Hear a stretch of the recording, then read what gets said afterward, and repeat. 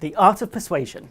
So Dr. Robert Cialdini, Professor Emeritus, I think that's pronounced correctly, of Psychology and Marketing in Arizona State University back in 1984. I know some of you guys probably weren't even born then, wrote a book called The Influence, the Psychology of Persuasion. Now, if you're involved in marketing, even if you haven't read this book, you probably know about his 6 principles of persuasion. So I'm going to go through today those 6 principles of persuasion and look at how you can use them on the web. And we're going to start with reciprocation, reciprocity. Reciprocation recognizes that people feel indebted to those who do something for them or give them a gift. So we as humans hate to feel indebted to someone. So how can we play on this? Well, we can give things away for free, like a guide or really engaging content or something like that. The only that most people don't do this very well. Often when you see something like this, you click download a guide and then it comes up with a form and you've got to put in your personal details. Well, that's a straight up transaction. I'm paying with my personal information to get that guide. So that's not really reciprocation. But an example of where reciprocation is used quite well on the web is through social media, specifically Instagram. So I can go and find a picture and I can like that picture. And if I'm lucky, that person may see that I've liked their picture and come back and like mine. But if I invest a little bit more time in this and I go and find the person, I go and like 20, 30 of their pictures, then that person is much more likely to come back and see me and look at my pictures and like some of those. I might even get a follow out of that as well. So how as a brand can I use this? Well, as a brand I could go out and I can find other people who are likely to respond to my brand, go and like their pictures and build an audience just by liking pictures, which I can then market to. So that's reciprocation. 2, commitment and consistency. We're more likely to do something after we agree to it verbally or in writing. This works best if you do it publicly, so it's a bit harder to do on the web, but it still can be done. Here's an example. Remember this guy, Obama? You know, last sane president of the United States? Well, during his campaigns, his people did over 500 A/B tests on various web pages. And here's an example of how commitment can work. So in the first variation here, we've got a standard form. This is for donations, by the way.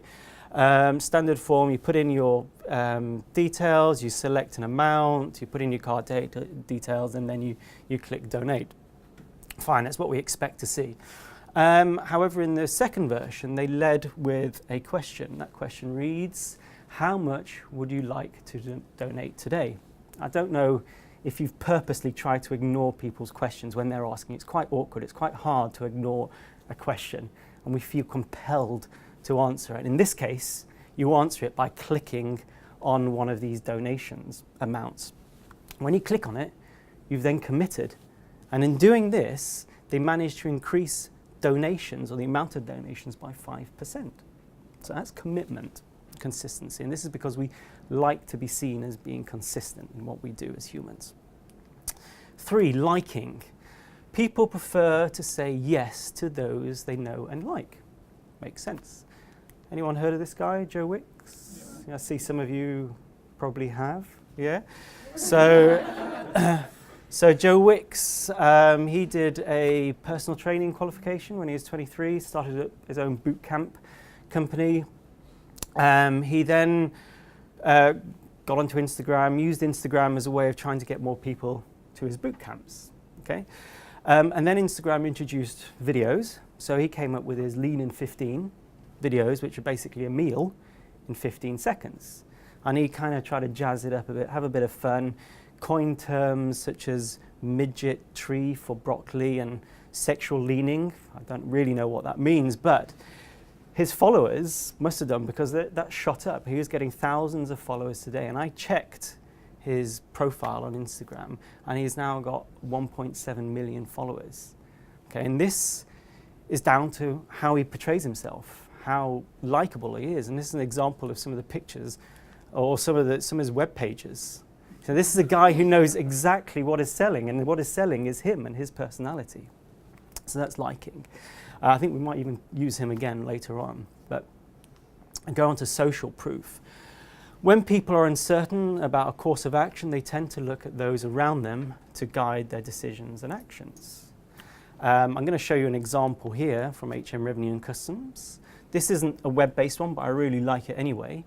And they increased their debt payments by 15%, which is worth about 160 million, by adding one sentence to their debt payment letters. One sentence. And that sentence reads, 9 out of 10 people pay their tax on time. So you don't want to be that one person who doesn't pay their tax on time. And that led to that 15% increase. Going back to Joe Wicks, this is how he's used social proof on his site, so people can send in their pictures, before and after pictures, presumably taken in their own home, with a camera phone, no Photoshop, which just lends authenticity to it. And this is a really powerful way of getting buy-in. We see probably social proof used the most out of all these principles on the web. Customer reviews, 5-star ratings, third-party, things like Trustpilot and so on. Authority. People respect authority. They want to follow the lead of real experts. And I think that's even true today in post-truth world that we live in. We might be a little bit more skeptical about our experts and demand more credentials, but we still, I believe, follow them.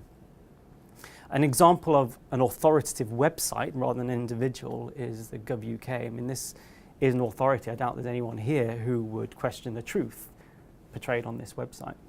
But we're not all governments, so how can brands use this? We probably see it most often in health and beauty. This is a skincare specialist called Kia. And on their homepage, just below the banner, we've got this picture of a dermatologist, Dr. Sangeeta. You can watch a video where she explains the science behind aging and how they can stop you aging or visually aging and basically make you look younger. So that's experts. That's a way of using authority. And number 6, scarcity. A fundamental economic theory. Scarcity relates to supply and demand. The less there is of something, the more valuable it is. And we all know that. We all fall into the same trick of when there's less, we think it's worth more. And we see it a lot used on travel. So here, booking.com, only 2 rooms left on this site. In high demand, only 4 rooms left. Who doesn't get that kind of twang of anxiety when they see this?